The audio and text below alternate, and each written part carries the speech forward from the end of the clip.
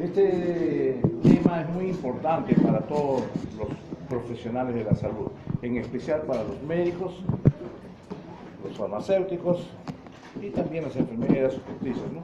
Y digo ese orden porque ustedes no se pueden equivocar, porque son los que van a ordenar el tipo de medicamento que va a ser administrado en un paciente y que va a tener éxito en el tratamiento, dependiendo de la gravedad del paciente, ¿no?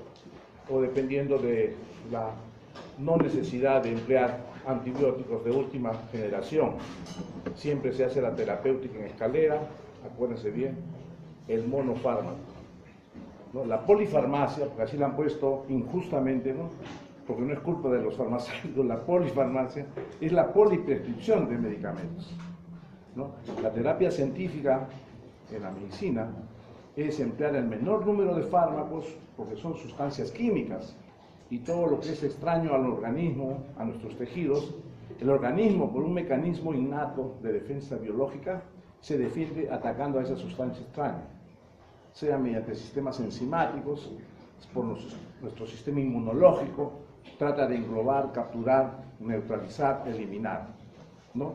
Y sufre una serie de reacciones químicas, ¿no? Que ustedes ya saben muy bien ahora, ¿no? La farmacocinética, la biotransformación, desde su liberación del principio del medicamento, ¿no?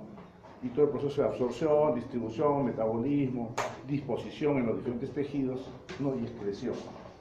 Entonces, este tema es bastante interesante y es práctico y útil, muy útil en la medicina, porque desde que uno empieza a reconocer una patología, un proceso infeccioso generado por un microorganismo, tenemos que, fundamentalmente, la identificación del agente etiológico, lógicamente. ¿Qué es el microorganismo, el organismo que está causando ese trastorno, esa infección que puede ser crítica, severa, ¿no? Para algunos casos, dependiendo de la situación también del paciente, ¿no? Entonces, la primera definición es que nosotros son que hay muchos términos que se han creado pues, en la literatura para este tipo de temas, ¿no? Antibiótico, quimioterápico, antibacteriano, antimicrobiano, ¿no? Entonces, igual, antiséptico, desinfectante, sanitización. Tenemos nosotros que hablar con propiedad siempre, ¿no?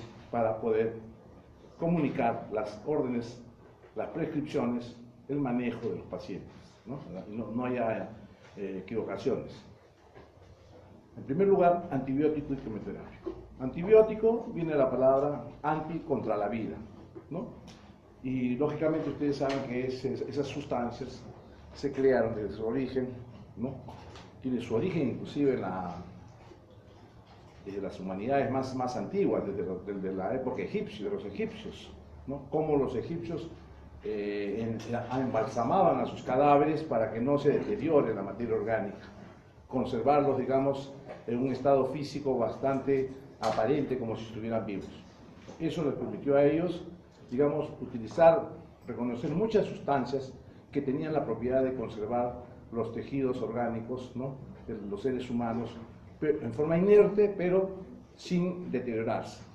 Y es ahí donde se comienzan a identificarse las sustancias que impedían el crecimiento microbiano en las estructuras de los humanos, ¿no? Y surgen los conocimientos de estas sustancias que luego, a medida que va evolucionando las ciencias farmacológicas, ¿no? Se van a ir identificando una de ellas, primero químicamente, ¿no? Luego en cuanto a sus acción y efectos, ¿no? Mecanismos a nivel de qué estructura celular actúan, y después sobre qué tipo de microorganismos patógenos actúan selectivamente y otros que actúan en forma amplia, indiscriminatoria, que llamamos amplio espectro ahora, ¿no? Porque hay antibióticos quimioterápicos de acción selectiva, ¿no? De acuerdo a su mecanismo de acción, o sea, en qué estructura de la célula bacteriana actúan, ¿no? Y también hay los de amplio espectro que actúan sobre varios tipos de microorganismos, varias especies de microorganismos. Esterilización, ¿no? Procesos. Acá primero vamos a ver los procesos. El proceso de esterilización ya nosotros podemos inclusive confundirlo a veces con desinfección, Pero ya por el sonido, la fonética de la palabra esterilización es una palabra más fuerte, mucho más exigente, es la eliminación. Es un proceso mediante el cual las células vivas, esporas, ya no son ya células, digamos, tan fácil de identificar, porque no aparentemente pueden ser formas vegetativas que están ahí, pero están latentes. Esas anécdotas históricos de las épocas de los faraones, que cuando profanaban las tumbas de los faraones, les caía la maldición, ¿no? La maldición de esa generación de cultura, y morían. Bueno, no era tal, pues, ¿no? ¿Por qué? Porque justamente las formas vegetativas, pero que estaban latentes en forma de esporas, microorganismos patógenos, estaban en esos ámbitos cerrados, en esas pirámides, en esos claustros donde estaban depositados los restos de alguna materia orgánica que fue viva en una época. Y esos microorganismos, cuando entraron con los investigadores, los arqueólogos, lógicamente entraron en contacto por inhalación, ¿no? Por inhalación del aire que estaba cerrado en ese ambiente, en ese recinto, y el polvo. Y entonces, cuando inhalaban, lógicamente la espora que ingresaba al tejido respiratorio se activó nuevamente y cobró vida esa célula esporulada y causó una infección severa o causaba infecciones, ¿no? De tipo anaerobio, ¿no? Porque como eran recintos cerrados, y una septicemia que los mataba, pues, a estos investigadores. Entonces, eso en el lenguaje popular, doméstico de esa cultura en Medio Oriente, fue a que iban a creer en las teorías de la maldición de los faraones, que no debían profanar las tumbas, ¿no? Y bueno, y hasta ahora lógicamente, un cementerio puede generar, lógicamente, los residuos que quedan, contaminación microbiana también, de diferentes tipos,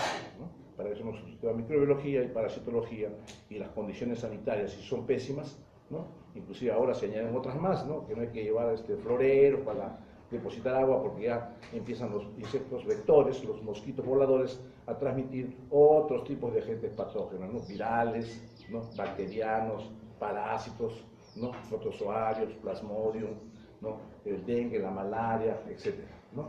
Entonces, no está lejos también de responder, pues, esas creencias a una realidad que puede ocurrir. Obviamente uno se puede contaminar yendo al hospital, inclusive. Por eso no es conveniente que niños vayan a los hospitales, porque pueden contraer alguna infección, alguna enfermedad por transmisión en el ambiente hospitalario, ¿no? Porque todos los que van ahí es porque tienen alguna dolencia, alguna enfermedad, entonces pueden ser transmitidas por el aire, por el agua, por el contacto. Los parásitos, inclusive en los asientos, ¿cómo están? ¿No? Las células de limpieza son vitales en un hospital.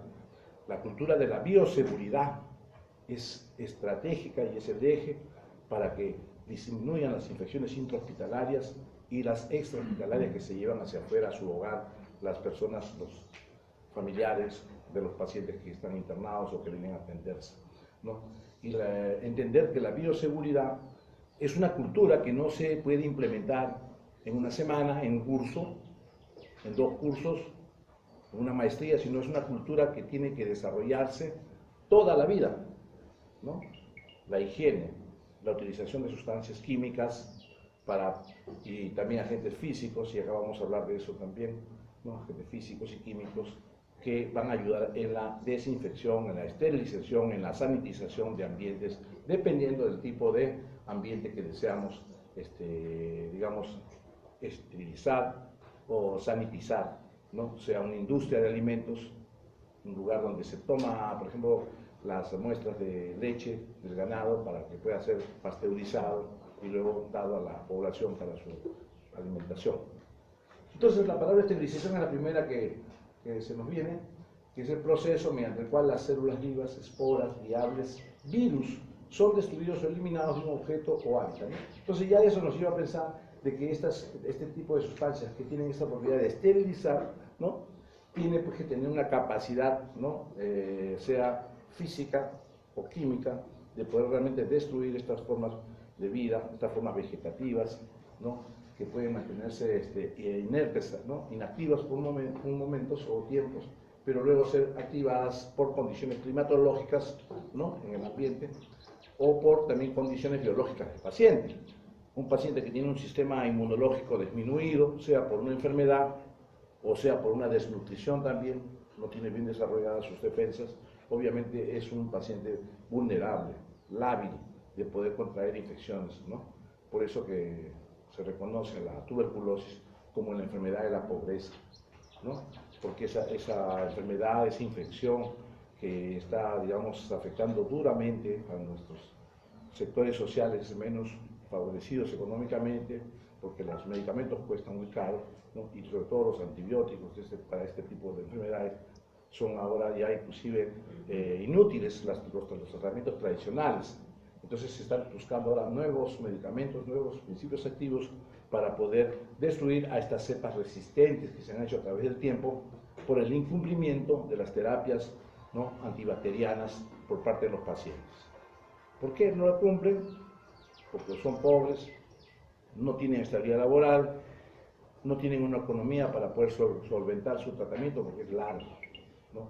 La tuberculosis es una enfermedad muy lesiva, ¿no?, al tejido pulmonar y a otros tejidos también donde se llegue el micobacterio y genera diferentes infecciones resistentes. Si es que esta persona deja de cumplir su tratamiento, la cepa se hace resistente también al antibiótico o quimioterápico que ha estado entrando en contacto con ellos, ¿no? Y desarrolla también ellos su mecanismo de defensa, también bioquímica, como vamos a ver, ¿ya? Entonces, ese es el concepto de lo que es pase, señor, pase.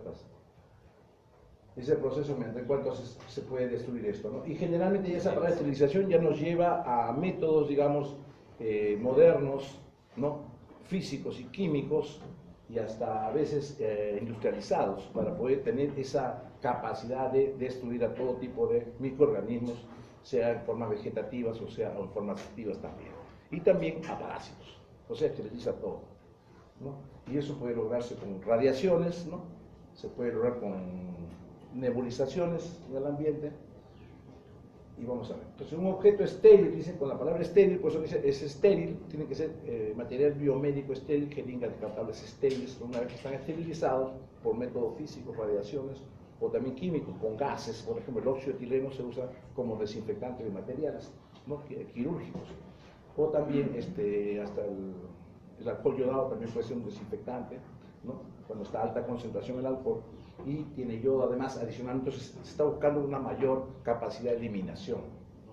Entonces, un objeto es estéril que es cuando está libre de todo tipo de microorganismos, y no solamente microorganismos, sino de sus esporas también, que está libre, entonces está esterilizado. Entonces, la palabra esterilización tiene que ver con ese concepto. Ya, la palabra desinfección ya viene a ser también un proceso de eliminación. Aquí está el proceso de eliminar, inhibir, o sea, disminuir que crezcan, se desarrollen, ¿no?, estos microorganismos patógenos de superficies inermes. Entonces, cuando hablamos de mesas, sillas, cama quirúrgica, servicios higiénicos, que estamos desinfectando. Esa es la palabra, el término que corresponde a la eliminación de estos agentes patógenos, sus esporas, etc., ¿no?, en superficies inertes. Mientras que antiséptico, por ejemplo, o la antisepsia, es antisepsis contra la sepsis, o sea, contra la infección generalizada, la gran cantidad de patógenos de un tejido biológico, ¿no?, de un tejido biológico. O sea, desinfección en superficies inertes y antisépticos es para tejidos vivos, o sea, un colutorio, una aplicación en una herida, agua oxigenada, antiséptico. Oraldine, antiséptico. Desinfección, cualquiera de los desinfectantes que encontramos en el supermercado, para desinfectar los servicios higiénicos, para desinfectar las salas de espera de los hospitales, centros de salud, etc., que pueden ser diferentes tipos de diferente composición química. Entonces tenemos que el desinfectante es un agente químico utilizado para llevar a cabo desinfección. Normalmente se utilizan sobre objetos inanimados. Está clarísimo eso.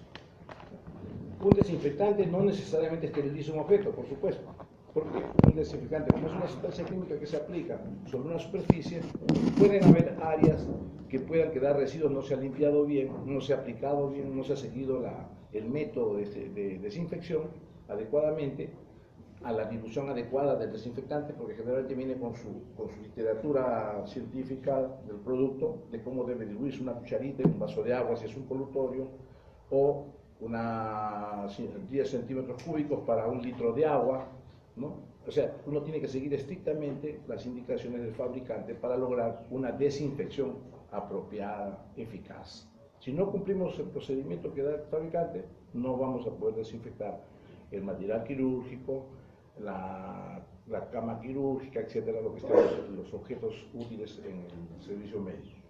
Pase. Entonces logran sobrevivir algunos microorganismos y también sobreviven las esporas. En cambio, en la esterilización no debe sobrevivir las esporas. O sea, entonces ahí está la diferencia en esos dos conceptos, ¿ya? Y en el término del producto que se emplea. Luego viene la sanitización. Ya este es un proceso ya más industrial, que se emplea mucho en la industria de alimentos. La sanitización viene a ser un proceso tecnológico, ya implica ya instalaciones, ¿no? Por ejemplo, la pasteurización de la leche, por ejemplo. Es un tratamiento especializado, industrial, en el cual la leche se somete a cierto tratamiento, digamos, de quitarle algunos componentes de la leche, por eso que luego las leches descremadas, con una serie de tratamientos que ya no era leche natural, ¿no? Era inclusive hasta una soya transgénica también, la incorporaban y ya parecía leche, le daban el sabor leche, pero no era leche.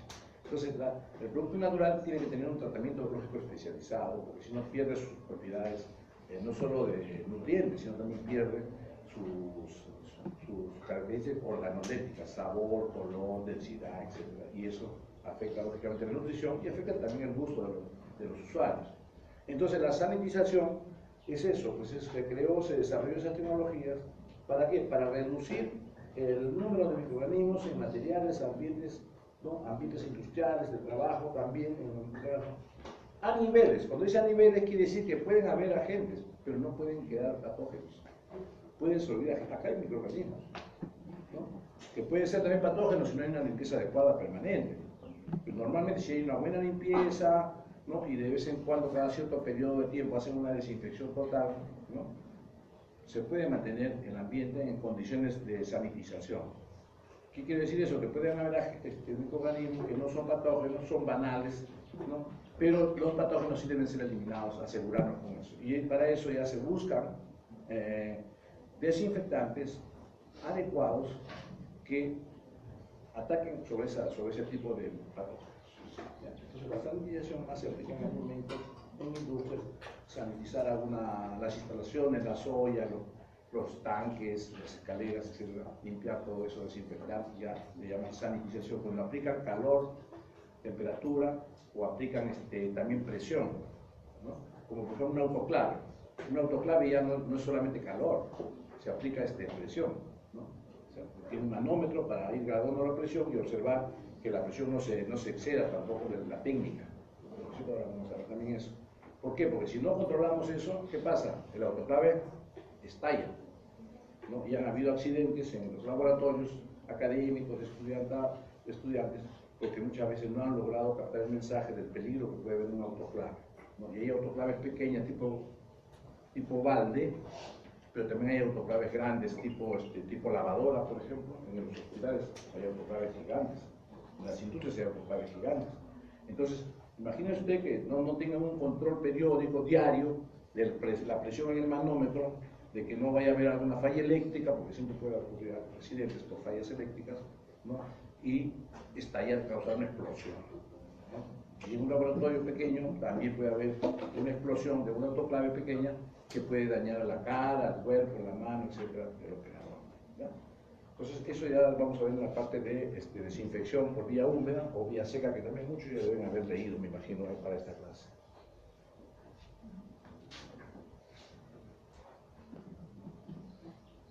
Estamos yendo bien, ¿no? ¿Está claro? ¿Está claro? Usted me avisa, ¿no? Levanta la mano si algo no está claro para poder aclarar, porque después ya no hay oportunidad, ya se quedan solos ustedes con sus preguntas del examen. Luego vamos a empezar a hablar de los antimicrobianos. Antimicrobio, o sea, contra los microbios. Y cuando habla de microbios se refiere a organismos, ¿no? Vivos, microscópicos. Entonces ahí ya saben ustedes por microbiología que pueden ser virus, bacterias, espiroquetas, pueden ser parásitos, nematodes, crematodes, pueden ser protozoarios, unicelulares. Entonces, todos esos son microbios, ¿no? Y que solamente los podemos ver con un microscopio, pues. Entonces, también esa palabra antimicrobiano se refiere a sustancias que puedan destruir, disminuir, ¿no?, la población de agentes que son adversos para la salud, que puede ser cualquiera de esas categorías o clasificaciones. Es un término más genérico, ¿no? En cambio, cuando hablamos de antibacterianos, ya estamos hablando de un grupo químico, farmacológico de sustancias que destruye bacterias solamente. No puede destruir virus. Por ejemplo, una persona que está con herpes, que es una infección producida por un virus, ¿no es cierto? No lo vamos a atacar con antibióticos, menos darle corticoides, porque el cuadro del herpético se exacerba y se disemina y causa dolor, sea un herpes en la piel, sea un herpes genital, sea un herpes labial. Entonces se ataca con antivirales, no con antibacterianos, ¿no?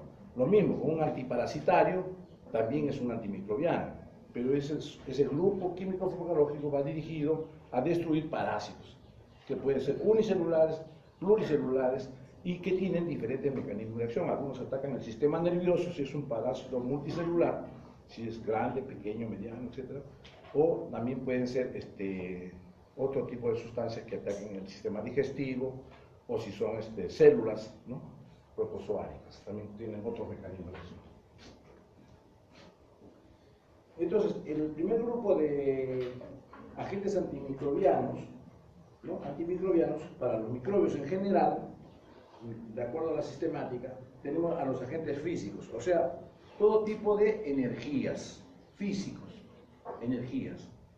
¿Cuál es la energía? Por ejemplo, el calor, el frío, las radiaciones, ¿no? Las radiaciones tienen diferente longitud de onda, tienen diferentes grados de energía y pueden ser más penetrantes, o sea, atravesar la estructura biológica y matar bacterias también.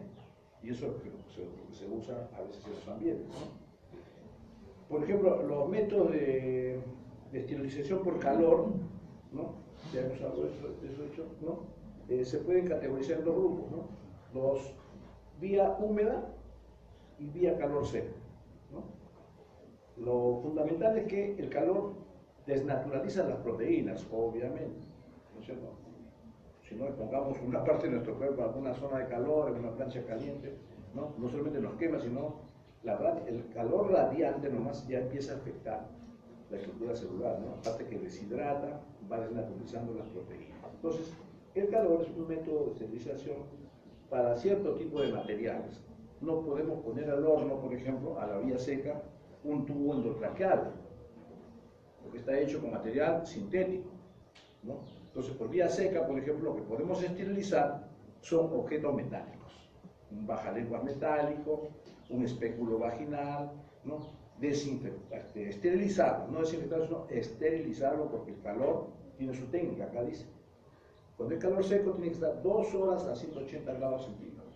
Si le ponemos 150 grados centígrados en 2 horas, no va a lograr su efecto. Si le ponemos 3 horas, tampoco. La técnica dice 2 horas a 180 grados centígrados, ¿no? Esa es la técnica con calor seco. Y eso se hace en un horno que está en ese artefacto que está a la derecha, ¿no? Y obviamente, primero los materiales metálicos tienen que ser lavados y tienen que ser secados, ¿no?, con detergente, ¿no?, y luego se tiene toda su técnica, ¿no?, envueltos en determinados materiales o también sobre las rejillas metálicas para que sean luego envasados en papeles que puedan mantener esa esterilización. El otro método por calor es con vía húmeda, es decir, que interviene ya el agua. ¿El agua cómo? Al estado de vapor, y ahí también interviene la presión. Entonces, eso ya se hace con autoclave, que está al lado izquierdo, ¿no? Ahí tiene su puerta redonda, en cambio el horno tiene su puerta cuadrada, ¿no? Generalmente son de estas características visibles. Y entonces, en estas autoclaves, pues, lo que se hace es, por ejemplo, los materiales de microbiología, los medios de cultivo, o materiales de vidrio, o también metálicos también, que están contaminados, y no nos vamos a poner a limpiar, ¿no?, a lavar, lo que está contaminado con patógenos, pues, ¿no? Lo que se hace es primero sumergirlo, meterlo en material esterilizado, inclusive con agar pueden estar las placas, se introduce al autoclave, todo. Y luego se somete durante 20 minutos, miren, menos tiempo, en 20 minutos a 121 grados de temperatura y a una presión medida con manómetro ahí en el artefacto. Acá en este caso tiene como un relojito, está arriba en la parte superior a la izquierda y arriba está el termómetro, ¿no es cierto? Un termómetro para medir, nosotros está controlando que no debe bajar la temperatura de 121, debe mantenerse, tampoco puede elevarse, porque si se eleva la temperatura, se eleva la presión y estalla el artefacto, ¿no? Entonces hay que cumplir estrictamente los criterios técnicos para este método, para que se produzca la esterilización segura, ¿no?, de este tipo de materiales. ¿Ya? ¿Correcto? Entonces luego, en los 20 minutos, se apaga la autoclave, se deja enfriar, se espera que baje la presión, se va chequeando el manómetro y lógicamente una vez que se enfría y baja la presión y se normaliza con la presión atmosférica normal, ya procedemos preparados lógicamente con nuestra mascarilla, con nuestros anteojos, protectores, ¿no?, guantes, etc., a abrir y siempre dándole, ¿no?, retirando el cuerpo de la parte delantera hacia un costado para abrir la puerta de la autoclave. Tienen que asegurarse de que esas condiciones iniciales de esterilización hayan vuelto a su normalidad para recién abrir la puerta de estos artefactos. ¿Ya? Eso no hay que olvidar nunca porque han habido accidentes. Inclusive yo me acuerdo muy bien que el profesor nos guardaba el autoclave, un autoclave como un cilindro así, ¿no? Usted también lo conoce, el laboratorio. Pues estaba todo hundido, ¿no?, por haber abierto eso en un momento que no había bajado la presión a la normal y ocasionó un accidente a varios estudiantes ahí en la facultad de medicina, en San Marcos. Y entonces él lo ha guardado histórico ahí, que todos los nuevos alumnos que venían acá tenían que ver el autoclave, qué pasaba con el autoclave. Entonces ya nunca te olvidas de eso, yo no me olvido nunca de eso. Entonces, dentro de un laboratorio de microbiología ya sé que el autoclave hay que tener cuidado. El horno también, porque te puedes quemar, ¿no? Y siempre cuidar que la puerta esté como un protector, ¿no?, cuando abres. Bueno, ese entonces es el método de cambio. Bien. O sea, esterilización por agentes físicos.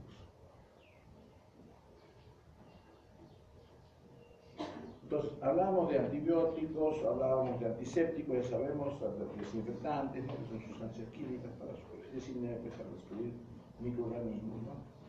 Y hablamos también de la esterilización y la sanitización, que es diferente, ¿no? Pero, ¿qué es un agente quimioterápico?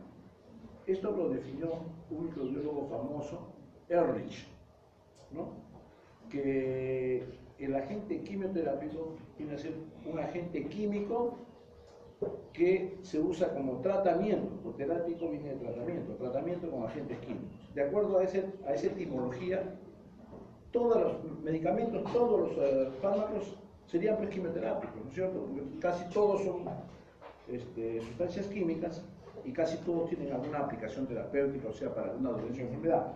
Pero esto se definió, o lo definió Ehrlich, que debía tener 4 requisitos fundamentales el agente químico para ser considerado un agente quimioterápico. Y se refería básicamente a los antibacterianos, antivirales o antiparasitarios, pero que cumplan estas condiciones. ¿Cuáles eran? Primero, tenían que tener identidad química, o sea, una identidad química definida, tenían que tener nombre y apellido, ¿no?,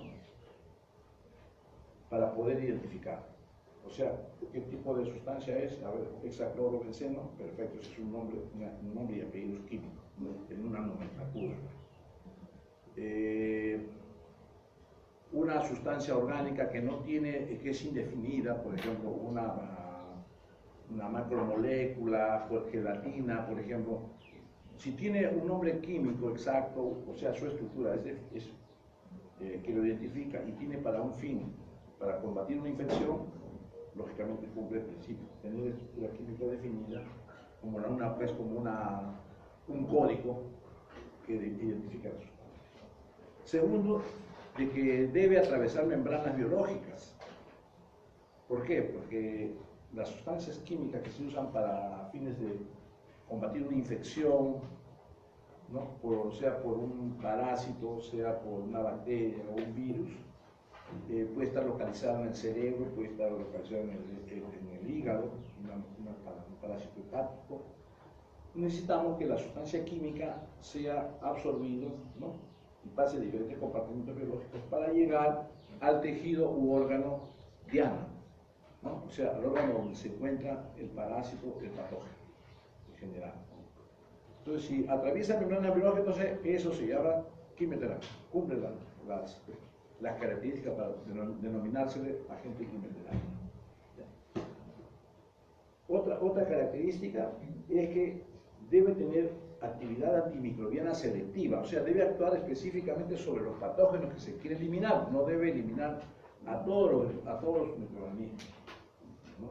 O sea, ya ahí ya se va afinando ya la inteligencia sanitaria de que los tratamientos tienen que ser pues específicos para el tipo de agente biológico. No podemos mandar un bazucazo ahí para eliminar todo, no para asegurarnos, por ejemplo, no. Tienen que emplearse los antibióticos específicos para determinada infección y de acuerdo a la susceptibilidad biológica del patógeno. Entonces debe ser de acción selectiva y con capacidad de unión en el sitio específico, o sea, solamente donde está localizado si es hepático, que ataque a nivel de esa estructura celular, que no ataque, digamos, el tejido cerebral, porque la sustancia química se va a distribuir en todo el organismo. Entonces, en las investigaciones farmacológicas, tiene que verse todos esos aspectos, ¿no? Depende del tipo de organismo que se quiere destruir, depende dónde se localiza generalmente para desarrollarse, ¿no? Depende qué tejidos son los más, digamos, atractivos a estos patógenos. Entonces, esa es otra característica que debe cumplir para que se denomine agente químico.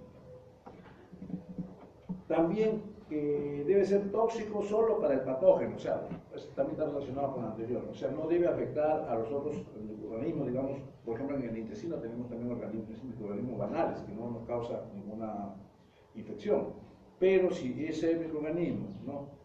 Digamos, por contaminación pasa, digamos, a la vagina, ¿no? Ya le va a causar una infección.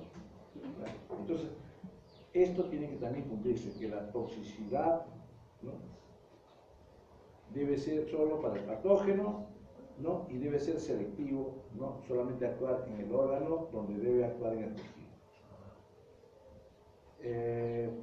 Y esta eficacia debe ser in vivo, o sea, no para un tejido muerto, pues, no para un brazo amputado, tiene que ser en vivo. O sea, atravesar membranas, llegar al tejido donde debe actuar, eliminar selectivamente al agente patógeno que está causando la infección, no a todos los microorganismos banales que podamos tener en la cavidad oral o en algún tracto, sino solamente a los patógenos, que es lo que nos preocupa y es peligroso. Y su acción no debe ser revertida en el interior del organismo. Lógicamente, si uno administra una terapia antibacteriana, antimicrobiana, es para que cumpla su acción farmacológica hasta la eliminación del patógeno, ¿no? No debe de decaer su acción antimicrobiana, ¿no? No debe ser revertida, mejor dicho, en el interior del organismo. Y lo último,